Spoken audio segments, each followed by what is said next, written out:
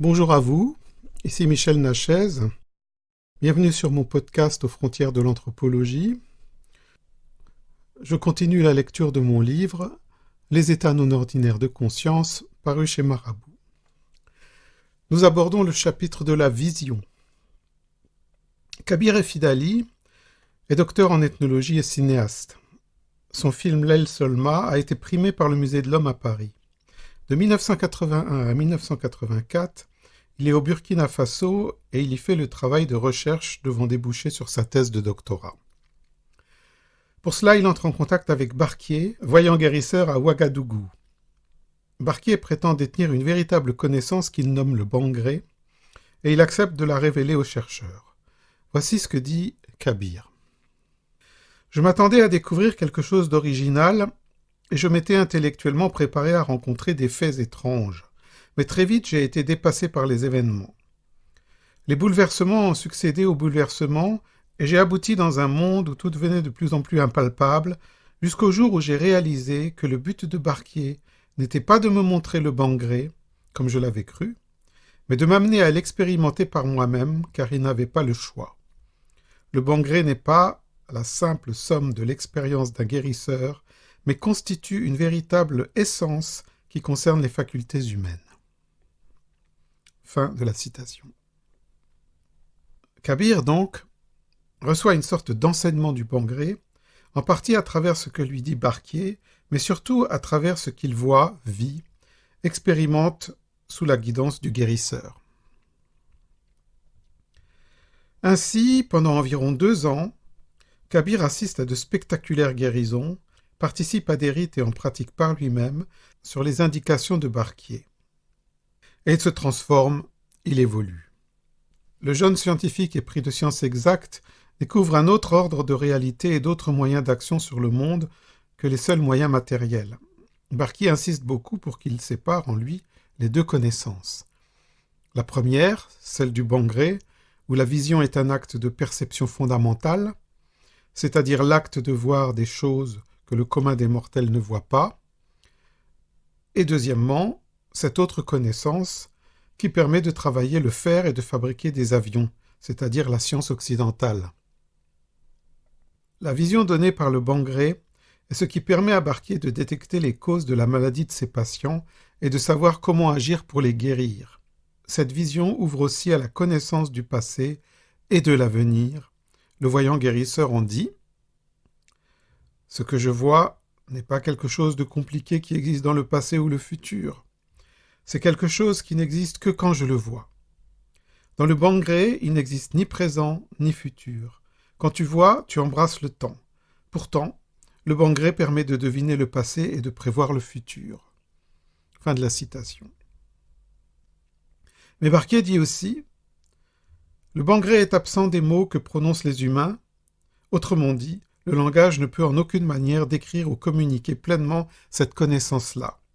Faut-il s'étonner alors si le bangré se communique aux jeunes savants par des moyens non conventionnels et éventuellement secouants. »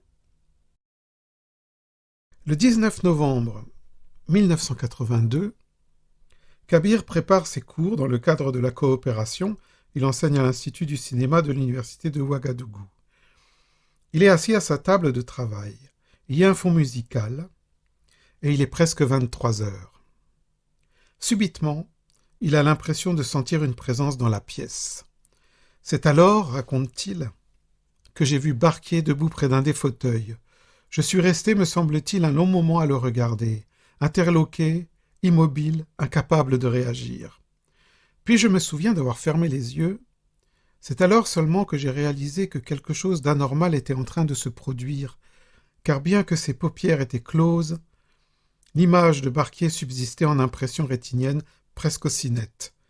Je l'ai entendu parler, et j'ai bien reconnu sa voix. Le timbre toutefois paraissait différent, moins chantant que celui que je lui connaissais habituellement. Il débitait ses propos en français et non en moré, sa langue maternelle. Or, en temps habituel, Barquier ne parle pas un mot de notre langue. Ses premières paroles furent « Ne te trouble pas ». Fin de la citation. Le Barquier de ce que Kabir appelle rêve parle alors longuement. Et notre ethnologue, dans un état second, note à toute vitesse, sur les papiers devant lui, tout ce qui sort de sa bouche. Des informations concernant la connaissance du Bangré, mais aussi des propos sur Kabir lui-même et quelques personnes proches, notamment sous la forme d'étonnantes prédictions. La voix de Barquier conclut en français « La connaissance que tu as va aller en augmentant, car tu sépares bien. Tu comprendras de mieux en mieux, tu diras aux autres le Bangré, ainsi les gens sauront que la connaissance existe. » En fait, c'est 4 de ces rêves-visions qui adviennent à Kabir dans un intervalle d'environ 15 jours. Il faut ajouter ici que Barquier avait quitté Ouagadougou pour Abidjan le 15 novembre et qu'il est resté en Côte d'Ivoire pendant 3 mois. C'est donc lors d'un séjour de guérisseur à 1000 km de distance que ces visions se sont manifestées. Par la suite, Barquier n'a jamais prétendu avoir été la cause de ces visions. Il a toutefois absolument entériné la réalité de l'enseignement énoncé par les visions. C'est du Bangré, a-t-il dit. Cette expérience, 4 fois renouvelée, a tellement troublé Kabir qu'il a longuement hésité à en parler dans sa thèse. Car cet enseignement sur le Bangré, reçu par des voix vraiment pas normales, par, dit-il, la superposition à ce que nous nommons la réalité d'un autre phénomène, pour moi jusqu'alors inconnu, s'il le rapportait, dans sa thèse donc, pouvait lui occasionner nombre de déboires liés à la rigidité des milieux scientifiques et en tout cas faire douter de sa santé mentale. Thème bien connu. Mais Kabir est en excellente santé mentale et il découvre pendant tout son cheminement dans la connaissance du Bangré des choses que la science n'explique pas, ne reconnaît pas, et qui pourtant sont. Il le constate, il y a donc des voies vers la connaissance qui ne passent pas par les chemins de la science, de la logique cartésienne, du quantifiable, de la raison. Et il vérifie que cette connaissance est agissante. Elle guérit. Kabir rapporte des cas de guérison tout à fait surprenants. Elle perce aussi l'opacité du mur de l'avenir, puisqu'elle prédit de façon étonnante. Kabir Fidali a soutenu sa thèse, et il poursuit sa quête en séparant bien, comme Barquier le lui a souvent rappelé, les deux connaissances, la traditionnelle et la scientifique. Toutefois, il est lui-même un pont entre ces deux connaissances. Il a expérimenté des énoques qui ouvrent l'accès à cette vision qui n'est ni rêve ni hallucination, mais fenêtre sur un autre plan de connaissance, révélation d'un autre ordre de la réalité. En somme, Kabir a ainsi appris à allier les outils matériels conceptuels de l'Occident avec la connaissance, le Bangré, connaissance acquise auprès du Barquier et aussi avec l'aide de ses propres facultés émergeant de ses profondeurs. En quelque sorte, pendant ces 3 ans, Kabir a été initié dans le sens élevé du terme, au Bangré, à cette connaissance autre, et cela a ouvert en lui des canaux de perception tout à fait inhabituels. Inhabituels pour nous occidentaux qui ne reconnaissons que l'écho comme moyen d'apprendre, de comprendre. Pour Kabir, l'ensemble de son initiation a comporté des moments durs, des doutes, des fléchissements, des difficultés, des raidissements. Ce ne fut pas facile à vivre, cette tension entre deux connaissances, la scientifique et le Bangré, cette mise en question des acquis et certitudes antérieures. Un de mes amis, il se dit sorcier, dans le sens noble du terme, c'est-à-dire homme qui connaît certains secrets et pratique des énoques, appelle cela le décapage culturel, la nécessité de gratter la croûte de préjugés et de raideurs liés aux certitudes, aux convictions, à l'autosatisfaction et à l'ethnocentrisme de sa propre culture, pour découvrir de nouveaux pouvoirs et de nouveaux savoirs. Kabir, en tout cas, a été changé par son initiation au Bangré. Cela a modifié sa vision du monde, de la réalité de lui-même et de sa mission. Oui, ce genre de découverte intimement vécue fait changer de rail pour un itinéraire plus riche, plus plein, plus équilibré, plus altruiste, plus pacifique, plus respectueux de la création, de la nature, de la vie et des autres cultures. 82, c'est le moment où Kabir reçoit cet enseignement. Nous sommes en 2019. Il parle de choses qui sont entre deux univers, l'univers du monde et du savoir occidental et l'univers des cultures traditionnelles, antinomiques, qui ne se comprennent pas. Il appelle donc, à la suite de son travail de thèse, à réunifier un peu, à faire communiquer, à faire travailler ensemble ces deux conceptions des choses. Mais finalement, aujourd'hui, 2019, c'est-à-dire presque 40 ans après, rien n'a changé. Le clivage existe toujours, l'ethnologie a toujours la même attitude vis-à-vis de l'invisible, et ce n'est pas prêt de changer. D'autres personnes ont également vécu ce genre de manifestation, soit dans un contexte traditionnel, soit de manière spontanée. Claude Panson, journaliste, grand voyageur, directeur du Théâtre des Nations et co-directeur du Théâtre national de Paris, il est aussi le mari de Mathilda Beauvoir, authentique mambo du vaudou que mon épouse, Erika, a eu le bonheur de connaître. Mathilda est une femme belle et impressionnante, pleine de force et d'équilibre, et Erika a vécu auprès d'elle des expériences inoubliables. Beaucoup de stupidités ont été dites, écrites et véhiculées sur le vaudou, et il est heureux que des témoignages comme ceux de Claude Panson viennent remettre les pendules à l'heure. Le vaudou n'est pas un culte satanique, le vaudou n'est pas une pathologie morbide, le vaudou n'est pas une religion de dégénérés primitifs. Le vaudou est la version afro-haïtienne d'une connaissance et d'un vécu rituel très universel. La science occidentale, dans son besoin de classification cloisonnée, rigide et réductrice, a séparé les conceptions et pratiques chamaniques qu'elle a reconnues aux autochtones des Amériques, du Pacifique et de l'Eurasie, de celles issues de l'Afrique et qui ont, du fait de l'esclavage, essaimé en différents points des côtes de l'Ouest Atlantique. Ce distinguo me paraît tout à fait artificiel et il est, du reste, de plus en plus controversé, car la caractéristique commune à toutes ces pratiques est la valorisation et l'utilisation des énoques. L'énoque est donc le point commun universel, et c'est la raison pour laquelle j'utiliserai également, au risque d'en froisser certains, les mots chaman et chamanisme pour parler des techniques traditionnelles afro-américaines et de leurs spécialistes du sacré. Aujourd'hui, on a quand même fini par reconnaître qu'il y avait du chamanisme en Afrique, officiellement en ethnologie.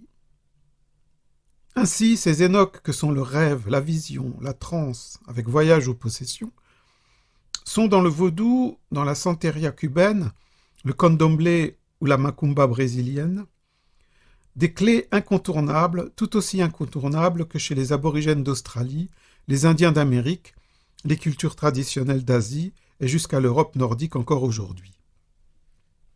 Claude Panson est donc l'époux de Mathilda Beauvoir et il reçoit l'initiation vaudou. Cette initiation dure 7 jours dans l'obscurité moite du Guévo, lieu interdit aux non-initiés, en quelque sorte hors du temps et de l'espace ordinaire. Là, le néophyte doit rester dans une posture spéciale, secrète et difficile à tenir. Il n'y a aucun usage de drogue dans le vaudou, mais les conditions de l'initiation sont telles qu'elles favorisent l'émergence d'énoques, sous la forme de grands rêves ou de visions comparables à celles des Amérindiens dont je vous parlerai plus loin. Le matin, la mambo vient s'asseoir au chevet de chacun des reclus et leur demande de raconter leurs visions et rêves. Visions et rêves sont, pour les vaudouisants, une des portes d'accès à cet autre univers, inaccessible en écho, et ils offrent un contact direct avec des esprits que le vaudou appelle loa, que d'autres appelleraient archétypes ou forces. Claude Panson raconte les visions qu'il a eues pendant son initiation. Je vous renvoie pour les récits complets à son livre « Vaudou, un initié parle » aux éditions d'Ulysse, Paris. Voici toutefois un résumé de sa première vision qui le frappe comme un coup de poing, à tel point que son corps se met à trembler. Il ne dort pas, mais a les yeux fermés et il voit. Il voit une forêt, d'une précision, d'une richesse de couleurs et d'une exubérance telle qu'elle lui remplit les yeux et le cœur, vraie vision d'un paradis terrestre, exempt de toute souillure et habité d'une intense force vitale.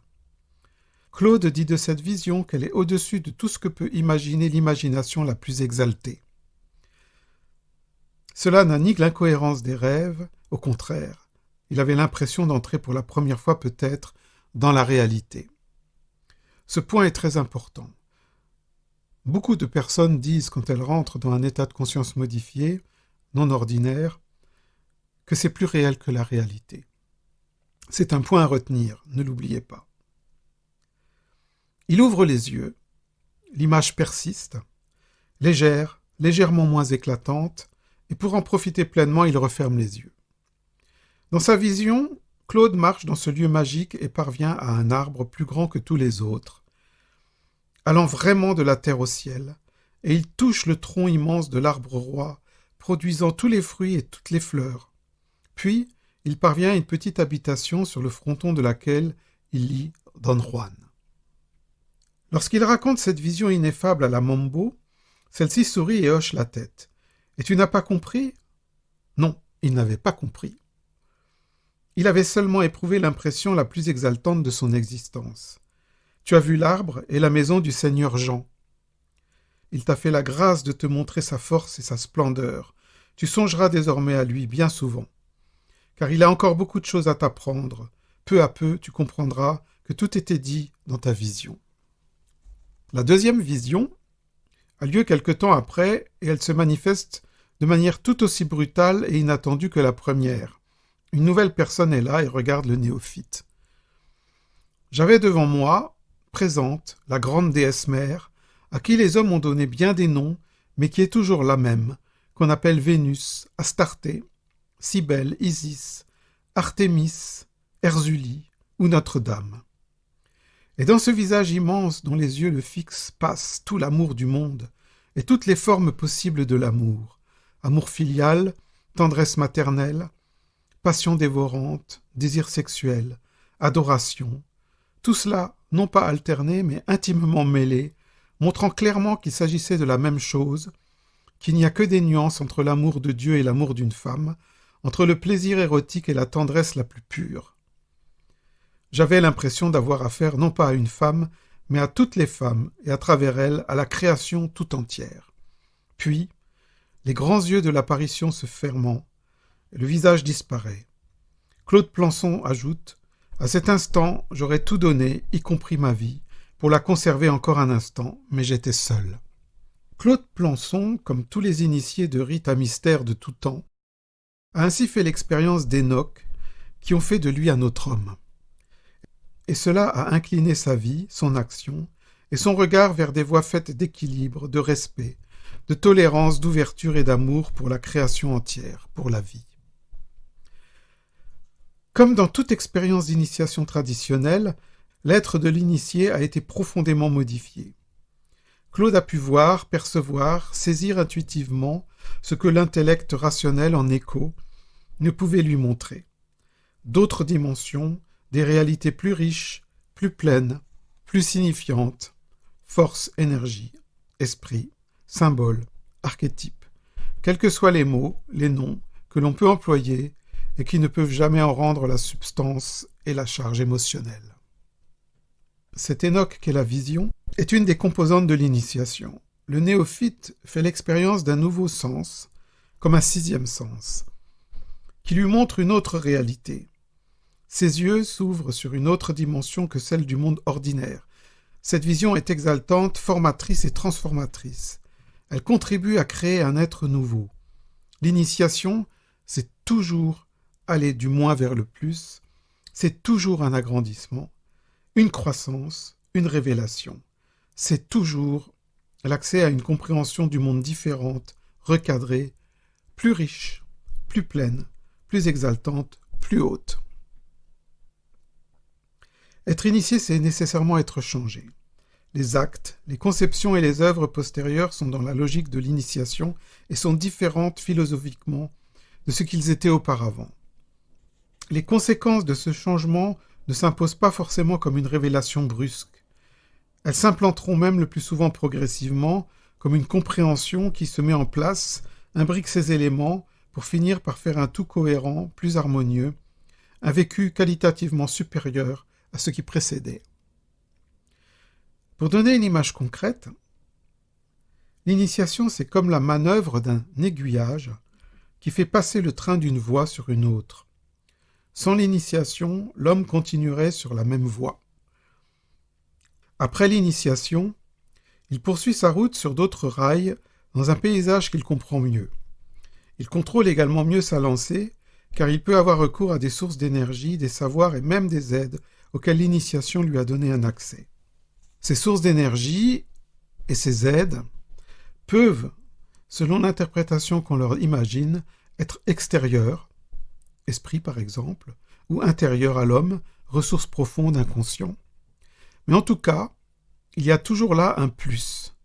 Et c'est tout cela qui, tout naturellement, modifie la trajectoire existentielle, les valeurs, les modes d'action et d'être, les croyances, l'idée de la mission personnelle.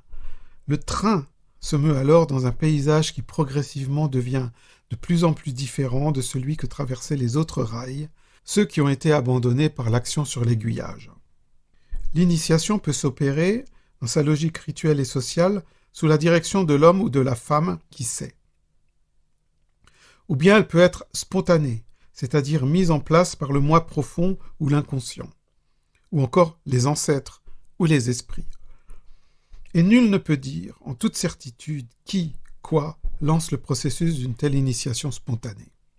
Certains pensent même, et je suis enclin à partager cette opinion, que le processus initiatique est nécessaire, indispensable à l'évolution spirituelle de tout être humain, qu'il est inscrit dans les structures les plus profondes, les plus essentielles de notre psyché.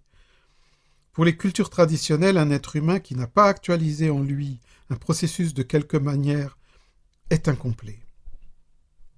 Il est fermé, limité au plan du matériel et aux perceptions étroites de ses 5 sens. Il n'a accès qu'à la connaissance par l'intellect en écho, ni intuitive, ni globalisatrice, ni synthétique, ni de l'intérieur, ni émouvante, ni intensément intégrante. Un tel homme est pauvre, quelle que soit la richesse de son vocabulaire et de sa science acquise. De ce point de vue, il est immature. Il y a, dans les lacs mexicains, une créature qui porte le joli nom d'axolotl. C'est un batracien qui a pour particularité de pouvoir se reproduire au stade larvaire. Il n'a donc nul besoin d'arriver au stade adulte pour cela. En fait, nombre d'axolotls vivent, se reproduisent et meurent sans jamais parvenir à l'état adulte.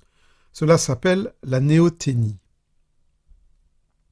Le savoir humain en écho ressemble à cela. Il se féconde, produit des connaissances, sans jamais parvenir à cet état de complétude qu'est la connaissance différente mais plus totale offerte à travers les Énoques.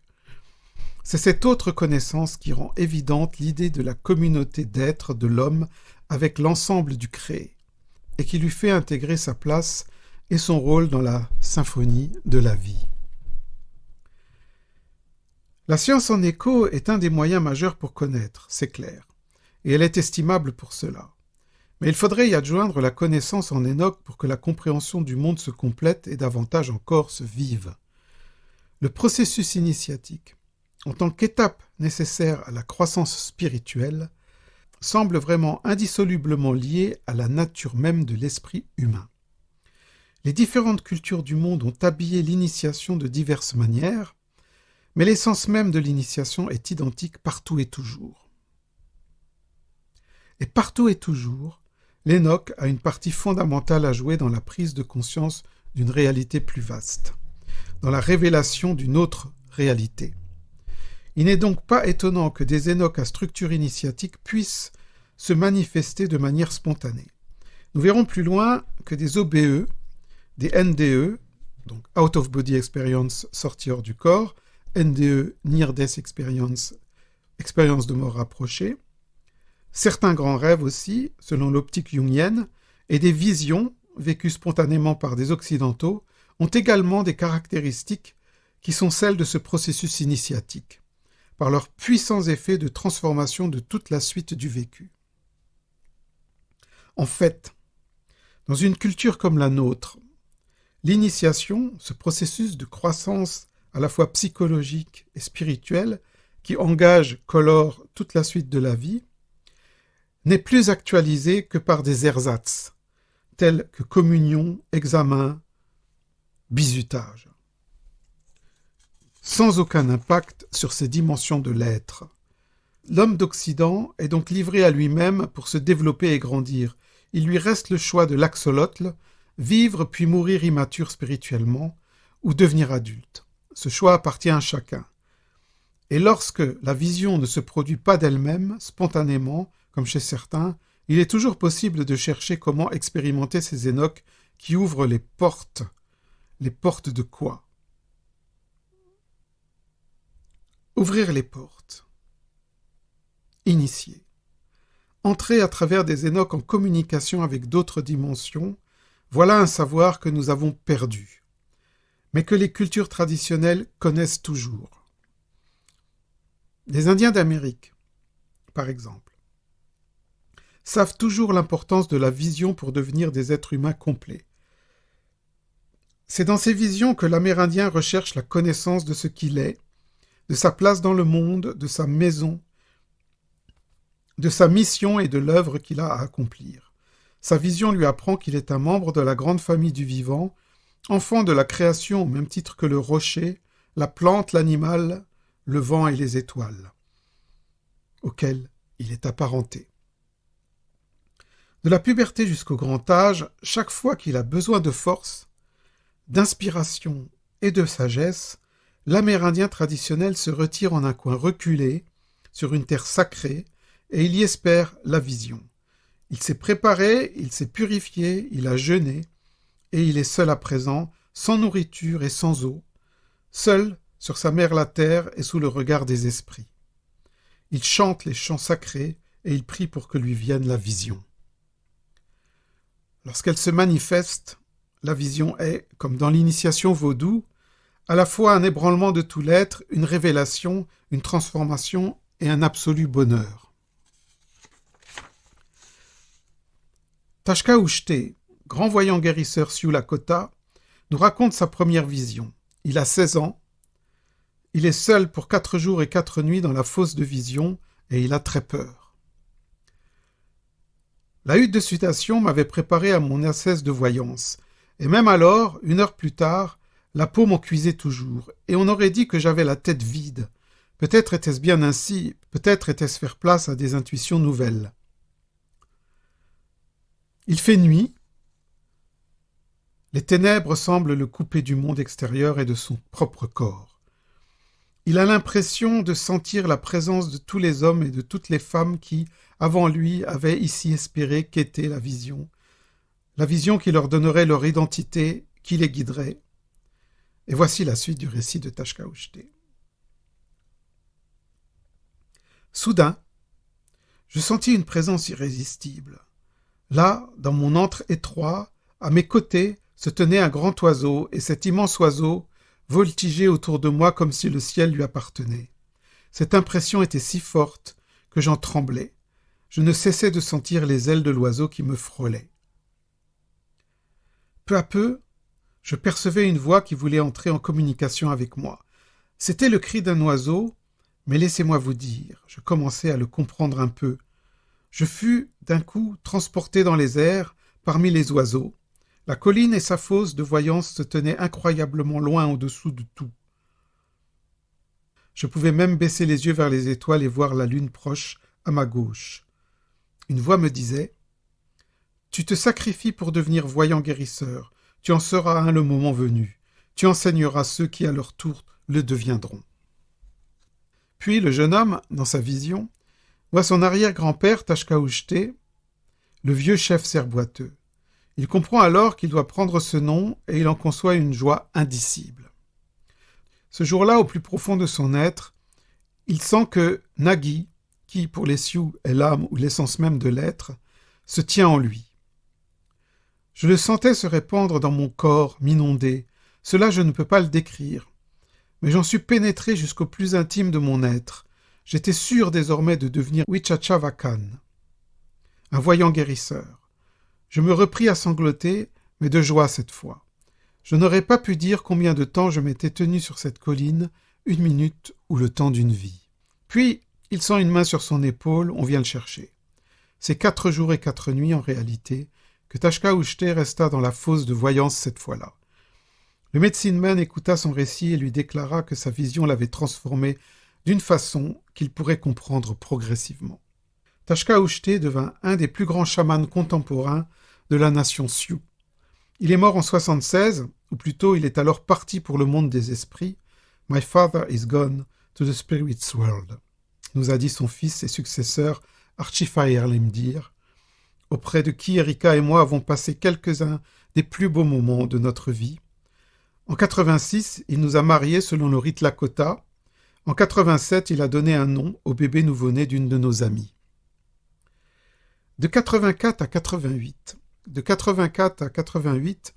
il nous a enseigné comment construire la Sweat Lodge, la hutte de sudation, et nous a habilités à conduire le rite, avec l'exactitude et le respect qui conviennent à cette cérémonie. Nous avons vécu aussi avec Archify Limdir des Sweat Lodge de guérison et quelques expériences inoubliables. Archify Limdir nous a fait l'honneur de venir à plusieurs reprises chez nous en Alsace, et la proximité, le contact et la communication avec cet homme étonnant, ce chaman, ce sage, cela a certainement été une des pierres angulaires de toute notre évolution. Le livre d'Archify Limdir est paru en France en 1995. Je ne peux qu'en recommander la lecture à toute personne au cœur ouvert. L'esprit souffle dans ses pages. Archie y parle de la connaissance de la vie et de la nature, qu'ont encore certains Amérindiens à travers les traditions, les mythes, les rites et la sagesse du peuple rouge. Il y raconte également ses propres quêtes de vision et quelles expériences il a faites dans ce que nous, dans le langage de l'Occident, nous appelons Enoch. Il nous dit aussi à quel point ces expériences-là ont changé sa vie et ont orienté sa mission au service de la vie et la mère-terre. Je suis en train de publier sur ce podcast les séminaires qu'il a fait chez nous en Alsace et aussi en Bretagne, dans ces années-là, en entier, en totalité, pour que vous puissiez vous aussi sentir le souffle qui régnait dans son enseignement. La vision qui se manifeste en Enoch n'est en aucune manière un rêve ou une hallucination. Elle a des caractéristiques tout à fait particulières. Elle vient en état d'éveil et non de sommeil. Elle surprend et crée même un ébranlement. Ébranlement de certitudes antérieures, éclatement de certaines limites du moi étriqué. Et surtout, elle est chargée de sens. Elle donne une signification, elle fait voir un autre ordre d'expérience que l'expérience banale. Elle ouvre à la connaissance de ce que le réel n'est pas ce que nous livrent nos 5 sens matériels. La vision est réellement une fenêtre ouverte sur une dimension autre. Et tous les mots que le pauvre langage discursif peut trouver ne pourraient en rendre la substance. Fritjof Capra, le physicien bien connu, auteur du best-seller mondial Le Tao de la physique, a lui aussi vécu de ces visions spontanées, transformatrices, de sa compréhension du monde, et qui ont incliné différemment toute sa vie et son œuvre postérieure. L'aiguillage, là aussi, a été actionné. Ces Enoch lui ont montré que l'esprit peut voler librement et que les aperçus spirituels viennent d'eux-mêmes sans aucun effort, émergeant du fond de la conscience. Voici son récit. Je me rappelle la première de ces expériences, venant comme elle vint, après des années de pensée analytique approfondie, elle me submergea au point que je fondis en larmes. Puis, plus tard, vint l'expérience de la danse de Shiva. Cette expérience de la danse de Dieu lui advint en 70, alors qu'il était assis au bord de l'océan et regardait le mouvement déferlant des vagues.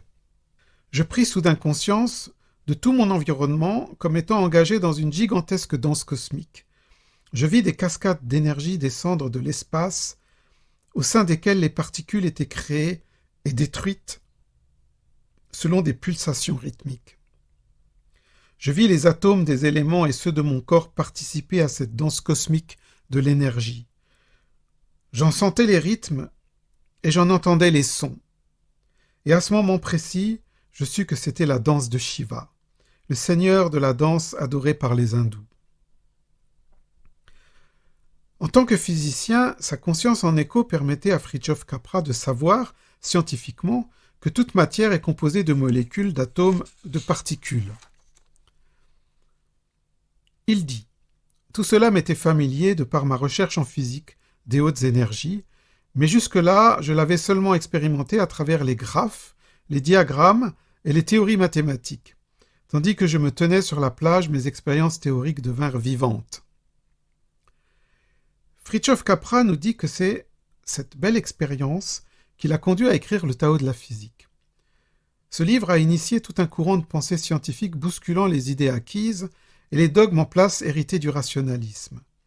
Il a ouvert à une nouvelle approche du monde, de l'homme, approche holistique, globalisante, intégrante, humaine. Il a contribué à fossiliser les conceptions rigides d'une science pure, dure et étriquée pour souhaiter l'avènement d'une science complémentaire de ce qu'il appelle l'approche mystique. Il dit « Je considère la science et la spiritualité comme deux manifestations complémentaires de l'esprit humain, de ses facultés rationnelles et intuitives. Aucune n'englobe l'autre et elles ne peuvent être réduites l'une à l'autre, mais toutes deux sont nécessaires, s'épaulant mutuellement pour une compréhension exhaustive du monde. Pour paraphraser un vieil adage chinois, les mystiques comprennent les racines du Tao, mais non ses branches. Les savants comprennent ses branches, mais non ses racines. La science n'a pas besoin de la mystique, et la mystique n'a pas besoin de la science, mais l'homme a besoin des deux. » Capra déplore que cette interaction dynamique entre l'intuition mystique et l'analyse scientifique n'ait pas encore été réalisée dans notre société. Il sait que acquérir une connaissance spirituelle signifie subir une transformation. On pourrait même dire que cette connaissance est transformation. La connaissance scientifique, en revanche, peut rester souvent abstraite et théorique. Regrette-t-il d'ailleurs. Et il souhaite une révolution culturelle au vrai sens du mot, car la survie de notre civilisation entière dépend peut-être de notre possibilité de réaliser une telle transformation. Et c'est encore plus vrai aujourd'hui. En fait, toute l'œuvre de Capra, depuis cette vision en Enoch sur une plage américaine, vise à aider à l'avènement de cette alliance entre science et spiritualité, entre science et conscience. L'aiguillage a fonctionné et le train a changé de rail, mais pas vraiment encore. Beaucoup reste à faire. L'américaine Jane Roberts, en 1963, est écrivain et poète. Jamais elle n'avait encore eu d'expérience psychique, d'Enoch, ni connu quelqu'un qui en ait. Ce 9 septembre 1963 est une belle soirée d'automne, et Jane est assise à sa table pour travailler un poème. Elle est seule, son mari est dans une autre pièce, il y a juste Willy, le chat, qui sommeille près de ses pieds. Subitement, elle ressent quelque chose d'inouï, d'inconnu, un ébranlement de tout son être. Voici ce qu'elle nous dit. Dans l'instant, une avalanche fantastique d'idées nouvelles éclata dans ma tête avec une force terrible, comme si mon crâne était une sorte de station réceptrice portée à une puissance insupportable. J'étais branché ou en phase, appelez cela comme vous voulez, connecté à quelque incroyable source d'énergie. C'était comme si le monde physique était en réalité aussi fin que du papier de soie et cachait un univers infini. J'eus l'impression de passer à travers. Je traversais une feuille pour trouver un univers révélé, puis, replacé à l'extérieur, j'étais entraîné vers de nouvelles perspectives. C'était comme si la connaissance était implantée dans les cellules mêmes de mon corps, de telle sorte que je ne pouvais l'oublier, un savoir ressenti au plus profond de moi-même, une spiritualité biologique. Je ne savais pour ainsi dire pas ce qui était arrivé, mais je sentais que ma vie avait soudainement changé. Le mot « révélation » me vint à l'esprit, et j'essayais de le rejeter, pourtant il était approprié. J'étais simplement effrayé des implications mystiques de ce mot. J'étais familiarisé avec l'inspiration dans mon propre travail, mais cette sensation était aussi différente de la précédente que l'est un oiseau d'un ver de terre. Les idées que je recevais étaient tout à fait saisissantes, elles remettaient en cause toutes mes conceptions de la réalité. Dans cette expérience, Jane reçoit des idées, des sensations, des vibrations. Ses mains griffonnent à toute allure les mots et concepts qui jaillissent dans son esprit. Elle reçoit la compréhension intime, profonde, que ce n'est pas la matière qui nous forme, mais nous qui formons la matière physique. Que nos sens ne nous montrent qu'une réalité tridimensionnelle parmi l'infinitude des réalités existantes, que chaque chose a sa propre conscience. Jane ressent et expérimente la fantastique vitalité présente même dans les objets inanimés. Ainsi, dit-elle, ce clou planté sur le rebord de ma fenêtre m'apparaissait dans sa réalité physique avec les atomes et les molécules qui le composaient. Jane Roberts n'est pas physicienne. C'est une Américaine moyenne avec une culture moyenne. Et elle voit quelque chose comme la danse de Shiva dont nous avait parlé Fritjof Capra. Elle n'est pas non plus quelqu'un de spécialement religieux et encore moins de mystique. Elle dit cela. J'avais été élevé dans la religion catholique, mais plus je vieillissais, et plus il m'était difficile d'accepter le Dieu de mes ancêtres. Je le soupçonnais même d'être aussi mort qu'eux. Et donc, ce 9 septembre, elle comprend, elle sait, que le temps n'était pas une série de moments se succédant à l'infini, mais que toute expérience existait dans une sorte d'éternel présent. Cette notion d'éternel présent revient souvent dans les descriptions des Hénoch. Elle comprend, elle intègre quelques-unes des conceptions les plus élaborées qui soient sur l'énergie, sur la pensée et son pouvoir de création de la matière. Cette expérience, vraie initiation spontanée en Hénoch, a totalement modifié la vie de Jane. Pendant les 20 ans suivants, et jusqu'à sa mort en 84, elle est en Hénoch le channel d'une entité qui se nomme Seth et qui parle par sa bouche. Cette expérience en cette soirée de l'été 63 a ébranlé les croyances antérieures de Jane, l'a ouverte à une toute autre compréhension du monde et de la vie. Ce fut comme un voile qui se déchire, des barrières qui craquent, une révélation. L'enseignement de Seth, émis à travers la bouche de Jane, est quelque chose d'énorme. Des milliers de pages de très haute tenue, avec des conceptions élaborées et très avancées, puissantes, éclairantes, originales. Il est très certain que les dires de Seth ont aidé nombre de gens à mieux se comprendre et à mieux guider leur vie. Mais par-delà ce fait, les enseignements de Seth sont inspirants dans le contexte de certaines théories philosophiques et scientifiques qui sont aujourd'hui de pointe.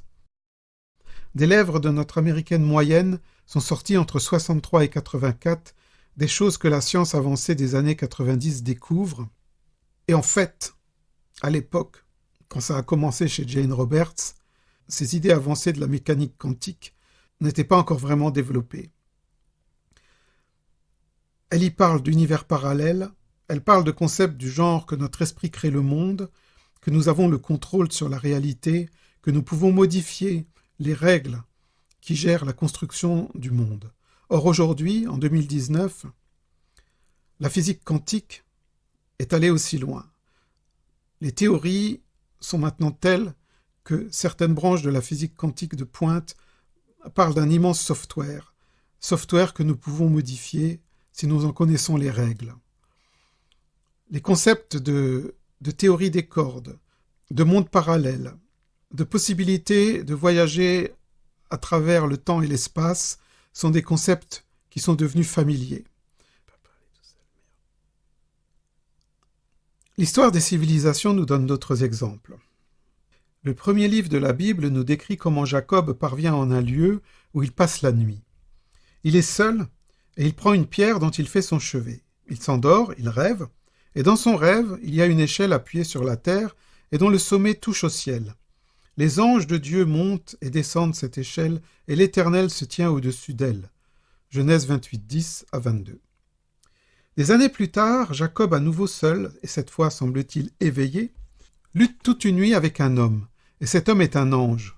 Au matin, l'ange bénit Jacob et lui dit « Ton nom ne sera plus Jacob, mais tu seras appelé Israël, car tu as lutté avec Dieu et avec des hommes, et tu as été vainqueur. » Jacob appela ce lieu du nom de Péniel, car dit-il « J'ai vu Dieu en face, et mon âme a été sauvée. » Genèse 32, 24 à 32.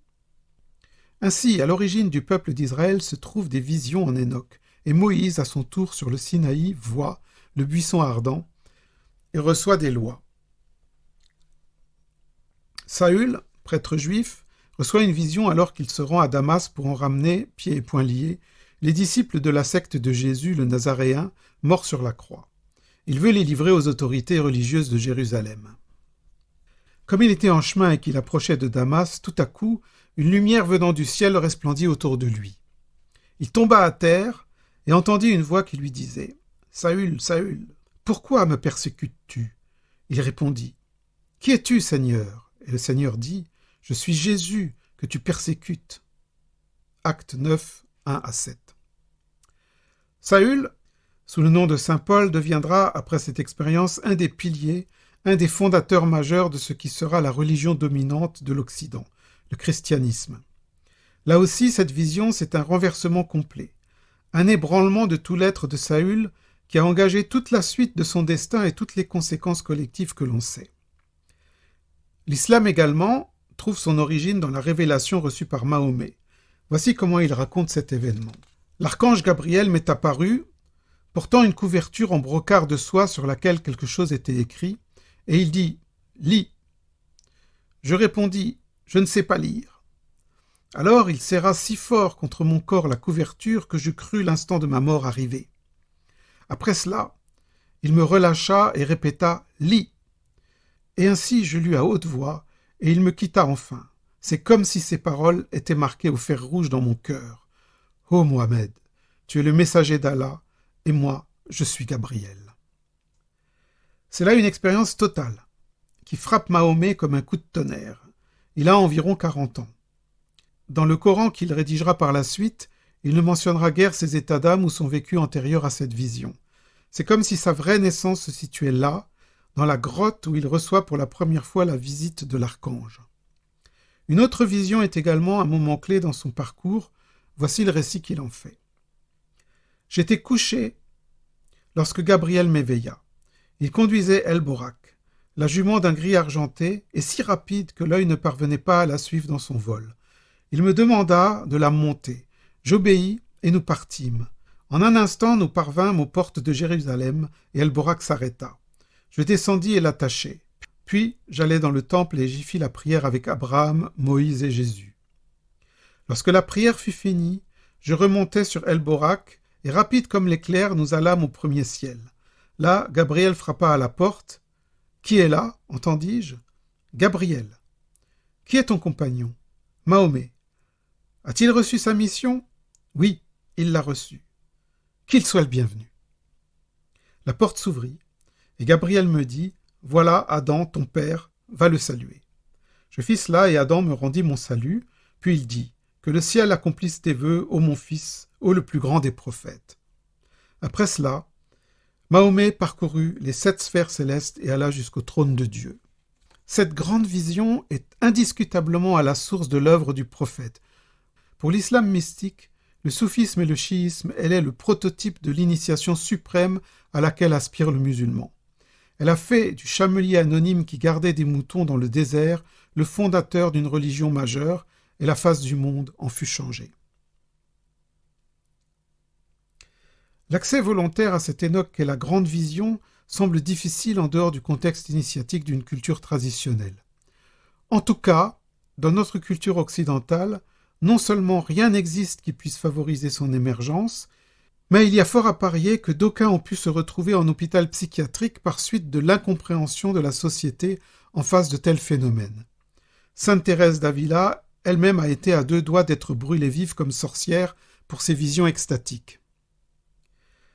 Espérer que cet Enoch se manifeste de façon spontanée est possible mais aléatoire. Tout de même, il y a des techniques qui peuvent permettre d'approcher cette expérience ineffable. J'en parle sur mes sites internet. Ce sont certaines postures de transe qui permettent le voyage dans les mondes d'en haut et d'en bas et le contact avec l'esprit de l'ours par exemple. Mais pour l'instant, allons plus loin dans notre découverte des Enoch et voyons ce qu'il y a derrière ce mot qui fait si peur à bien des gens, la transe. Mais avant d'en arriver là, je vous propose un petit exercice. Voici des techniques qui peuvent favorablement vous rapprocher d'expériences de l'ordre de la vision. Pratiquez de temps à autre la posture de l'ours. Donc vous trouverez donc des informations sur la posture de l'ours sur mon site internet www.neocortex.net que vous trouverez en référence ci-dessous. Ou bien pratiquer de temps à autre la posture du voyage dans le monde d'en haut, ou bien pratiquer de temps à autre la posture du voyage dans le monde d'en bas. Merci de votre attention. Je vous retrouve dans le prochain